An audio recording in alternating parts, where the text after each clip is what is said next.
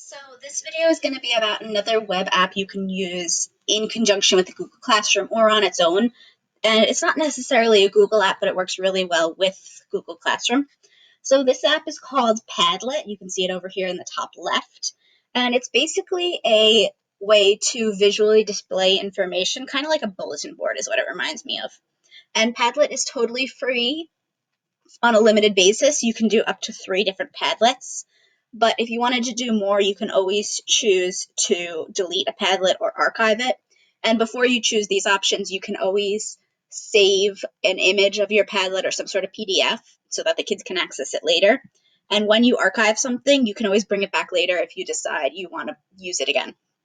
So I'll show you an example Padlet I've been working on. So I'll come over here. Padlet is very visual, and again, it reminds me a lot of a bulletin board. So I'm going to go over to the little modify settings section, and in here you can do a lot of things like change the name of your Padlet, change the subtitle.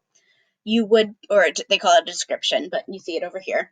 You can have an icon, they give you a couple of options, or you can import your own.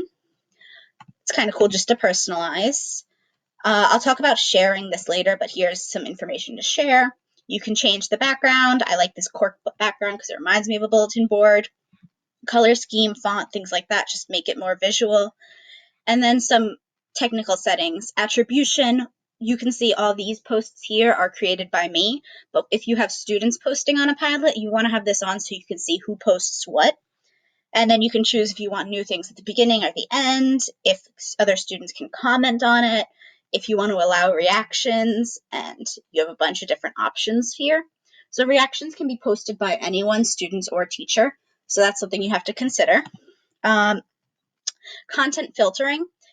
If your students are having a hard time creating appropriate posts, or you want to just review things before the other students see it, you might want to turn on require approval. And then filter profanity, replace bad words with nice emojis. This is a kind of cool setting if your students are having a hard time online remaining appropriate. And it might miss things, but it's a good way to start and kind of fail safe for you so you don't have to be as concerned about it. So you would save these settings. I'm just going to close it because I didn't change anything. When you go to share, you have some options on how to share it. You can add members through email, privacy secret. I have it set this way because this way the only people who can use it are the kids who have access to it, and there's no chance of anyone just on the internet finding our Padlet. You can always change this. And then all different ways to share. If you do not have a Google Classroom or some sort of Google site, you might want to copy the link and then just share the link. It's the web address up here.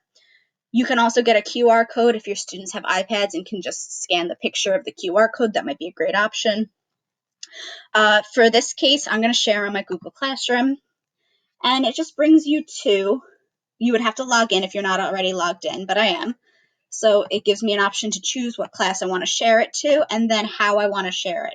So ask a question, create an assignment, make an announcement, create material. Depending on what you want to do with it is how you would choose a different action, and it brings you through posting that. I'm not going to do it now, but that's how you would do it. And then if you want to get rid of a Padlet to make room for others, these export options are a great idea. So if you save as a PDF, you can always post that on your Google Classroom through your Drive so that your students can always go back and see the different things that are posted. Like if they used it for brainstorming, they can go back and reference it, but you can still clear up space for a new Padlet. So I want to show you quickly, these are some ideas on how to use a Padlet. You can use it as a bulletin board, which means posting information, kind of mirroring what you would have in the classroom, like if you posted a writing tips bulletin board or a growth mindset bulletin board. It's just a great way to visually display the information, and it's easier to set up visually than, say, just a Google Doc or some sort of PDF you're creating. You can use a Padlet to share work, and students can upload different kinds of work on a Padlet. So I'll show you in a second when you create, but you have a bunch of different options. Here I drew a self-portrait. Maybe that's something you could have the kids do. You can brainstorm ideas. Students can post different ideas, maybe ask them to post an idea for a writing project, and the other kids can comment and give ideas on the bottom. You can use a Padlet to share resources, and you can post links. So here it's a link to Raz Kids. Basically, when you create a Padlet, it shows up like this, and you have all these different options of how you want to display information. So that's really